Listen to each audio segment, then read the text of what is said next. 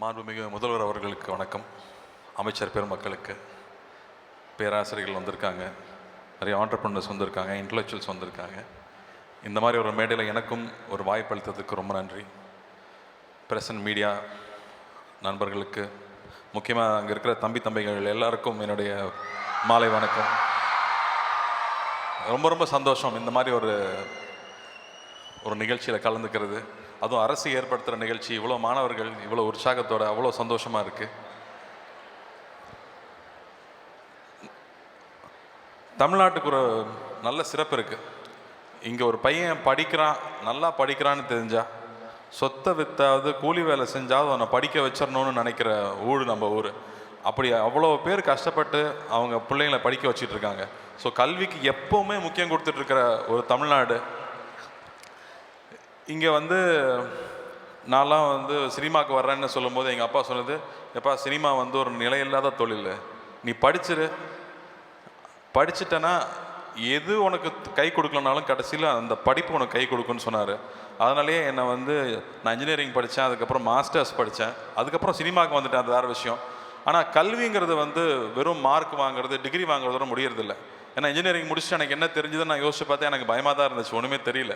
So ஒவ்வொரு வருஷமும் நம்ம என்ன கற்றுக்குறோன்னு நம்ம பரிசீலிச்சுட்டே இருக்கணும்.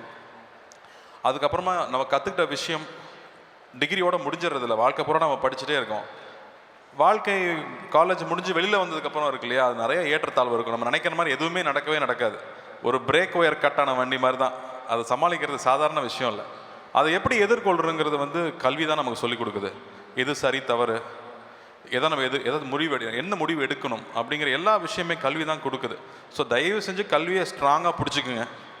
இந்த வயசில் தான் நிறைய டிஸ்ட்ராக்ஷன்ஸ் இருக்கும், ஆனால் அதை தாண்டி அதை தைரியமாக கான்ஃபிடென்ட்டாக அதை பிடிச்சிட்டிங்கன்னா லைஃப் லாங் உங்களுக்கு பயமே இருக்காது.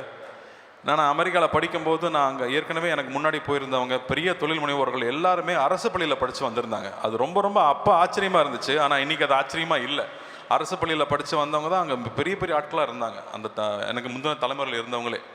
ஸோ எங்கேருந்து ஆரம்பிக்கிறோங்கிறது முடிவில்லை, ஆனால் கல்வி பிடிச்சிட்டா இங்கே வாழ்க்கையே மாறிடும், சமூகமே மாறிடுங்கிறத கண்ணு முன்னாடியே நாங்கள் பார்த்துட்டே இருக்கோம் ஒவ்வொரு வருஷமும்.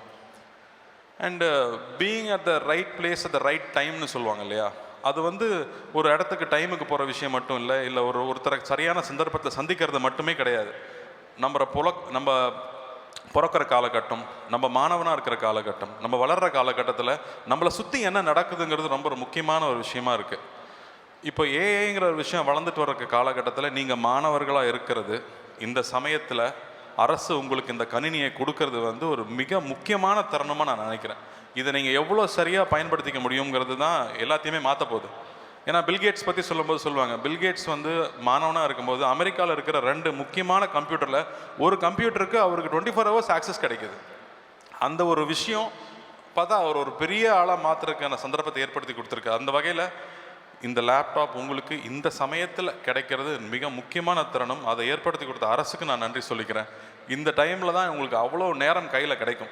அந்த நேரத்தை நல்லா பயன்படுத்திக்கிட்டு, இந்த லேப்டாப்பை பயன்படுத்திக்கிட்டு, ஏஐ மூலமாக வேலை போயிடும்னு சொல்கிறாங்க. பட் எனக்கு தெரிஞ்சு நிறைய ஆண்டர்பிரினர்ஸ், நிறைய ஸ்டார்ட் அப்ஸ் இந்தியாவில் தான் வரப்போகுதுன்னு சொல்கிறாங்க.